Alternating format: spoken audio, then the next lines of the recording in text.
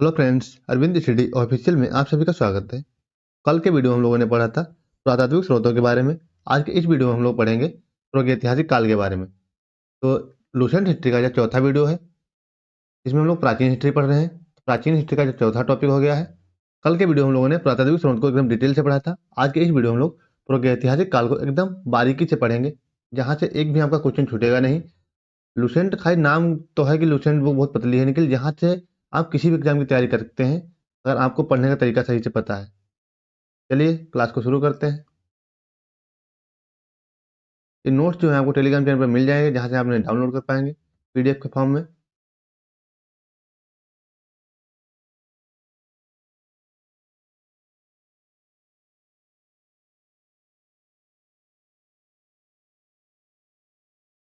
सबसे पहले देखते हैं प्राचीन इतिहास का जो विकास क्रम है वो कैसे हुआ, यानी विकास इसे तीन कालखंडों में डिवाइड किया जाता है, जैसे प्राचीन भारत का इतिहास, मध्यकालीन भारत का इतिहास और आधुनिक भारत का इतिहास। उसी हिसाब से प्रागैतिहासिक काल को भी तीन कालखंडों में डिवाइड किया जाता है: प्रागैतिहासिक काल, आद्य ऐतिहासिक काल और ऐतिहासिक काल। प्रागैतिहासिक काल उस काल को कहते हैं जिस समय लिखित साक्ष्य उपलब्ध नहीं थे, केवल पुरातात्विक साक्ष्य ही उपलब्ध थे। यानी कोई लिखित रूप में साक्ष्य उपलब्ध नहीं थे, केवल पुरातात्विक साक्ष्यों पे ही आधारित था प्रागैतिहासिक काल। जैसे पाषाण काल कह सकते हैं, उदाहरण के तौर पे पाषाण काल। पत्थर के औजार वगैरह जो हैं, उन्हीं के माध्यम से जो काल निर्धारण किया गया है, तो प्रागैतिहासिक काल का काल निर्धारण किया गया है, वो किया गया है पत्थरों के औजारों के आधार पर। दूसरा है आद्य ऐतिहासिक काल। तो आद्य ऐतिहासिक काल किसे कहते हैं? जिस समय लिखित साक्ष्य मौजूद तो थे, जो लिखित साक्ष्य थे वो मौजूद थे, लेकिन उन्हें पढ़ा नहीं जा सकता था। उदाहरण के तौर पर जैसे सैंधव सभ्यता और वैदिक सभ्यता, तो जिसे वैदिक संस्कृत भी कहते हैं। इनकी जो लिपि थी वो भाव चित्रात्मक थी, मतलब यानी किसी हिसाब से, मतलब यानी अपने भाव प्रतीत करते थे लोग दीवालों पे या पत्रों पे, उन्हें पढ़ा अभी तक नहीं जा सका है, तो जिसे आद्य ऐतिहासिक काल की श्रेणी में रखा गया है। तो तीसरा ऐतिहासिक काल है, जो तीसरा काल है ऐतिहासिक काल। इस समय पुरातात्विक और साहित्यिक दोनों साक्ष्य उपलब्ध थे, यानी जो साक्ष्य मिले हैं वो लिखे भी जा सकते हैं और पढ़े भी जा सकते हैं, यानी दोनों प्रकार के साक्ष्य हैं। जैसे पत्थर के औजारों को ले लो, चाहे चाहे पत्थर के औजारों को ले लिया जाए, चाहे तो साहित्यिक स्रोतों में लिखित साक्ष्यों को ले लिया जाए, तो दोनों साक्ष्य इसमें उपलब्ध होते हैं। इसीलिए इसे ऐतिहासिक काल कहते हैं। यह जो काल शुरू होता है, यह लगभग 6ठी शताब्दी ईसा पूर्व के मध्य से शुरू होता है। सबसे पहले हम देखते हैं प्रागैतिहासिक काल। प्रागैतिहासिक काल को पाषाण युग और दूसरा धातु युग, यानी दो कालों में डिवाइड किया गया है। एक पाषाण युग, दूसरा धातु युग, जिसे ताम्र संस्कृत भी कहते हैं, ताम्र युग। तो इसको ताम्र युग को हम लोग कल के वीडियो में पढ़ेंगे। आज के इस वीडियो में हम लोग पाषाण युग के बारे में केवल पढ़ेंगे। उपकरणों में भिन्नता के आधार पर इसे तीन कालों में विभाजन किया गया है, जैसा कि प्रागैतिहासिक काल, आद्य ऐतिहासिक काल और ऐतिहासिक काल को तीन कालखंडों में विभाजित किया गया। इसी हिसाब से प्रागैतिहासिक काल को भी तीन कालखंडों में डिवाइड किया गया है, उपकरणों में भिन्नता के आधार पर किया गया है। जैसे जो आरंभ से 10,000 ईसा पूर्व का समय रहा है, उसे पूरा पाषाण काल कहते हैं।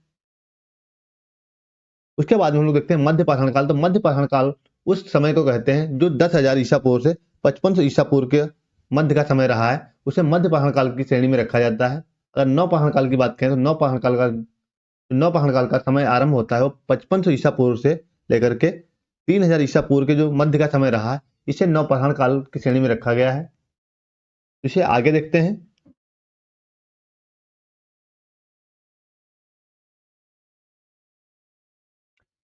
जो प्रागैतिहासिक काल है उसे तीन कालों खंडों में डिवाइड किया गया है। कौन कौन से? पूरा पाषाण काल आरंभ से 10,000 ईसा पूर्व, मध्य पाषाण काल 10,000 से 5500 ईसा पूर्व, और जो नव पाषाण काल है वो 5500 ईसा पूर्व से लेकर के 3000 ईसा पूर्व के मध्य का समय। पूरा पाषाण काल को भी तीन कालखंडों में डिवाइड किया गया। पहले इतिहास के जो कालक्रम रहा उसको तीन कालखंडों में, प्रागैतिहासिक काल, आद्य ऐतिहासिक काल और ऐतिहासिक काल में डिवाइड किया गया। उसके बाद में प्रागैतिहासिक काल को भी तीन कालखंडों में डिवाइड किया गया: पूरा पाषाण काल, मध्य पाषाण काल और नव पाषाण काल। अब उसके बाद में जो पूरा पाषाण काल है, इसे भी तीन कालखंडों में डिवाइड करते हैं, अब उपकरणों में भिन्नता के आधार पर। तो इसमें कौन कौन से हैं? निम्न पूरा पाषाण काल, जो प्रारंभ से 1,00,000 ईसा पूर्व का समय माना गया है, वो किस काल में रखा गया है? वो रखा गया है निम्न पूरा पाषाण काल में।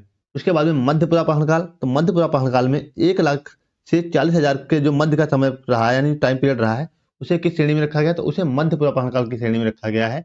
उसके बाद में जो अगला है उच्च पुरापाषाण काल, इसे 40,000 से 10,000 ईसा पूर्व के मध्य का समय जो है इसे रखा गया है उच्च पुरापाषाण काल में।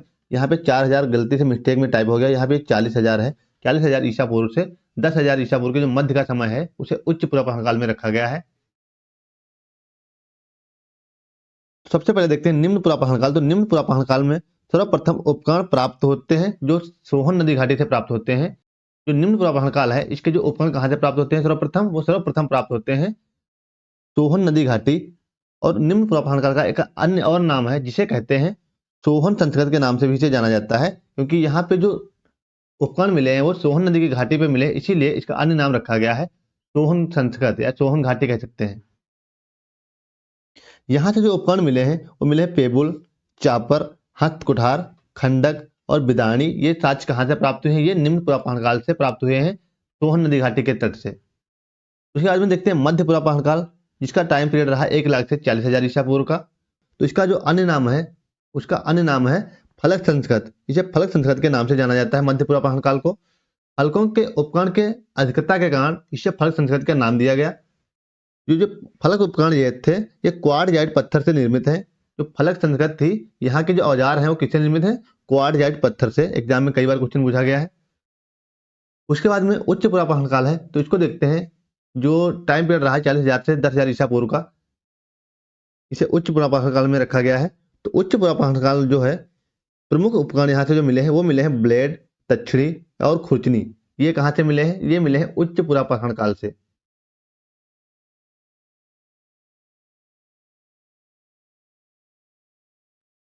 इसके बाद हम लोग देखते हैं पुरापाषाण काल को 3 काल खंडों में डिवाइड कर दिया गया। अब देखते हैं पुरापाषाण काल, मध्यपाषाण काल और नवपाषाण काल।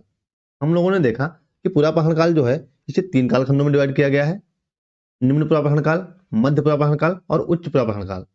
इसके बाद हम लोग देख लेते हैं अब पुरापाषाण काल जो आरंभ से 10,000 ईसा पूर्व का टाइम रहा है। तो पुरापाषाण काल जो है यहाँ का जो मानव था, यानी इस काल का जो मानव था वो कैसा था, वो मानव जो था वो शिकारी एवं खाद्य संग्राहक था। यानी खाने के लिए इधर उधर भटकता रहता था भोजन की तलाश में। उसका मुख्य भोजन था वो जानवरों को मारकर कच्चा से ही ये लोग खाते थे। मतलब इन्हें खेती का अभाव नहीं था, ना ही इन्हें किसी कृषि का अभाव था, ना ही इन्हें अग्नि का अभाव था। किसी चीज का इन्हें ज्ञान नहीं था। ये सिर्फ अपने भोजन की तलाश में इधर उधर भटकते रहते थे और ना ही इनका कोई स्थायी निवास होता था। ये भोजन की तलाश में जानवरों को मारते थे, उन्हीं का भोजन करते थे, कच्चा ही मांस खाते थे उस समय ये लोग।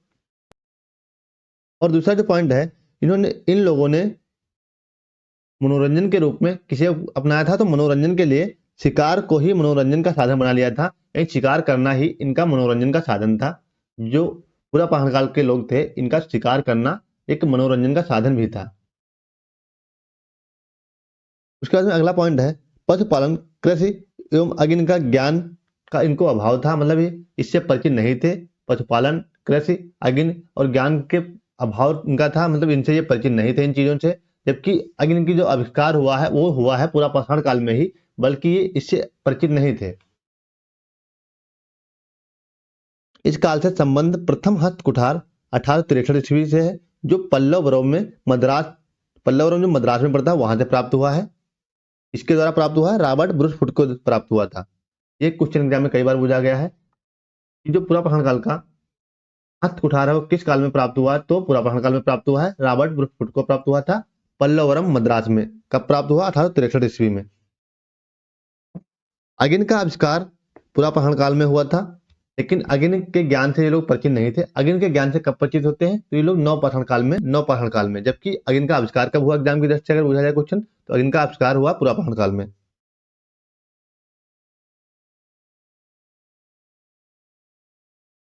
उसके बाद में अगला जो टॉपिक है मध्यपाषाण काल। हम लोगों ने पुरापाषाण काल को पढ़ लिया जो आराम से 10,000 ईसा पूर्व का टाइम पीरियड रहा है। उसके बाद अब देख रहे हैं मध्यपाषाण काल को। मध्यपाषाण काल का जो टाइम पीरियड है वो 10,000 ईसा पूर्व से लेकर के 5500 ईसा पूर्व का टाइम जो है ये है मध्य पुरापाषाण काल के अंतर्गत आता है।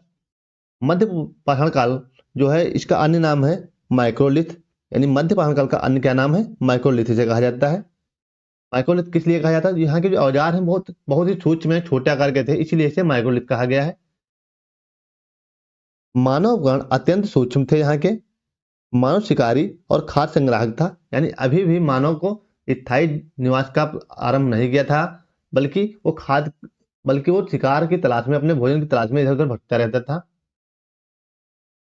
पशुपालन के साक्ष्य कहाँ से प्राप्त हुए? तो पशुपालन के साक्ष्य मध्यकाल में प्राप्त हुए, वो हुए हैं आजमगढ़ से, जो मध्य प्रदेश में पड़ता है। यानी कुछ ऐसे स्थान थे जहाँ पे इन लोगों ने पशु को अपना पालना शुरू कर दिया था और कुछ बस्तियां बनाई। तो कहाँ से प्राप्त होते हैं पशुपालन के साक्ष्य? मध्य प्रदेश, आजमगढ़ से। और दूसरा स्थान कौन सा है? बागोर, जो राजस्थान में पड़ता है। यहाँ से पशुपालन के साक्ष्य मिले हैं। प्रथम पालतू पशु इन लोगों ने कुत्ता का बनाया। तो मनुष्य का प्रथम पालतू पशु रहा है, वो क्या रहा है? कुत्ता था। अर्थ निर्मित उपकरण सराय नाहर राय से प्राप्त हुए हैं और महदहा से। महदहा और सराय नाहर से अर्थ निर्मित उपकरण प्राप्त हुए हैं। मतलब हड्डी के जो औजार थे वो कहाँ से प्राप्त होते हैं? वो सराय नाहर राय और महदहा से प्राप्त हुए हैं। जो बचने की प्रक्रिया का आरंभ माना जाता है वो 12,000 वर्ष पहले हुआ था। यानी जो बस्तियों का प्रारंभ हुआ वो कब हुआ है? 12,000 वर्ष पहले। इसे मध्य पाषाण काल की ही श्रेणी में रखा जाता है, लेकिन कुछ ही स्थानों पे ये बस्तियां बनाई गई। बाकी अभी तक मानव भोजन की तलाश में इधर उधर भटकता रहता था। कुत्ते को इसलिए पालतू बनाया था क्योंकि शिकार करने में वो उनको मदद पहुंचाता था। यानी कुत्ते की मदद से ये लोग शिकार करने में इनको आसानी होती थी, इसीलिए कुत्ते को सबसे पहले पालतू पशु के रूप में बनाया गया है। उसके बाद देखते हैं नवपाषाण काल, जो 5500 ईसा पूर्व से 3000 ईसा पूर्व का टाइम पीरियड रहा है। इसे नवपाषाण काल के अंतर्गत रखा गया है।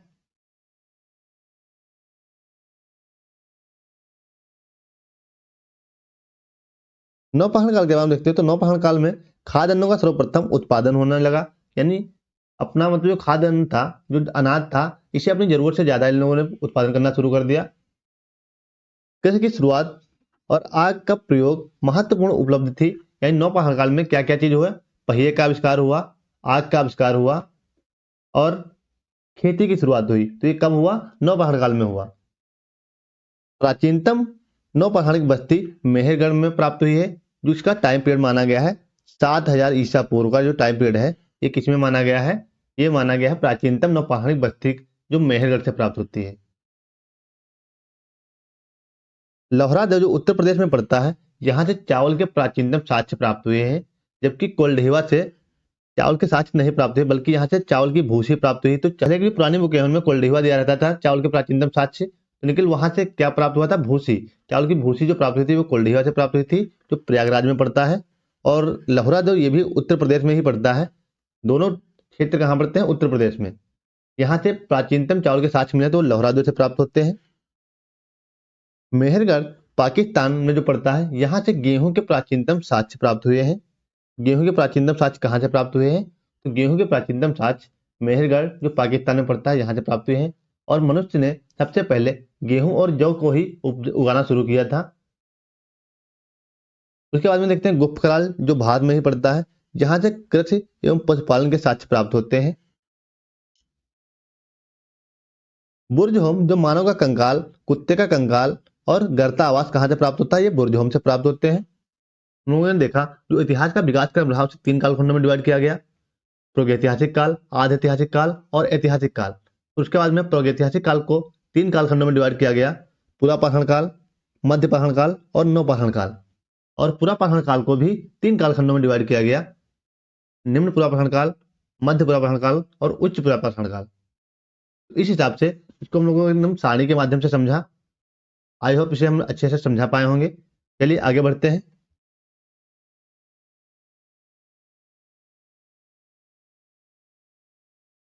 यहाँ पे नोट करके दिया हुआ है जो मध्यकालीन का मानव था वो कैसा था। तो मध्य पाषाण काल का मानव था वो किस हिसाब का था? वो पेट भरने के लिए मछली का भी शिकार करता था। यानी जो उस समय का मानव था मध्य पाषाण काल का, वो पेट भरने के लिए मछली का भी शिकार करता था। मध्य पाषाण काल के विशिष्ट औजार सूक्ष्म औजार थे, यानी बहुत ही छोटे थे, जिन्हें माइक्रोलिथ कहा गया है। इस संथगत को फलक संथगत भी कहा गया है। यहाँ पे परीक्षा की दृष्टि से कुछ महत्वपूर्ण क्वेश्चन है, उनको देखते हैं। एक ही कबर में 3 मानव कंकाल कहाँ से प्राप्त हुए हैं? तो यह प्राप्त हुए हैं दमदमा से। मध्यकाल के अंतिम चरण में पशुपालन के साक्ष्य प्राप्त होते हैं, वो प्राप्त होते हैं आदमगढ़ से। यानी जिस समय मध्य पाषाण काल का अंतिम चरण चल रहा था, तो उस समय जो उस पान के साक्ष्य प्राप्त होते हैं उस समय के, वो प्राप्त होते हैं आदमगढ़ से। प्राचीनतम स्थायी जीवन का प्रमाण कहाँ से प्राप्त होता है? तो प्राचीनतम स्थायी जीवन का जो प्रमाण प्राप्त होता है वो मेहरगढ़ से प्राप्त होता है, जिसे नौपाषाण काल की श्रेणी में रखा गया है, जिसकी तिथि 7000 ईसा पूर्व मानी गई है।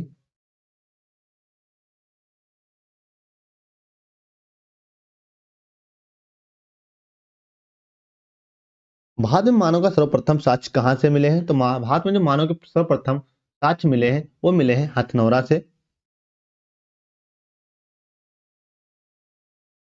हड्डी निर्मित मातृ देवी की प्रतिमा प्राप्त होती है, तो हड्डी निर्मित जो मातृ देवी की प्रतिमा प्राप्त होती है वो प्राप्त होती है लोहंदा नाला क्षेत्र, जो बेलन घाटी में पड़ता है। बृहत्तम पाषाण स्मारक की पहचान की गई है, तो यह की गई है मृतकों को दफनाने के स्थान से, यानी मृतकों के टीले के रूप में।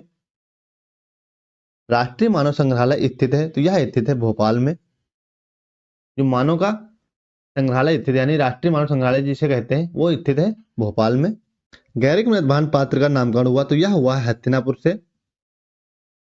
मध्य प्राण काल को फलक संस्कृत भी कहा जाता है, तो यह कहा जाता है फलकों की अधिकता के कारण।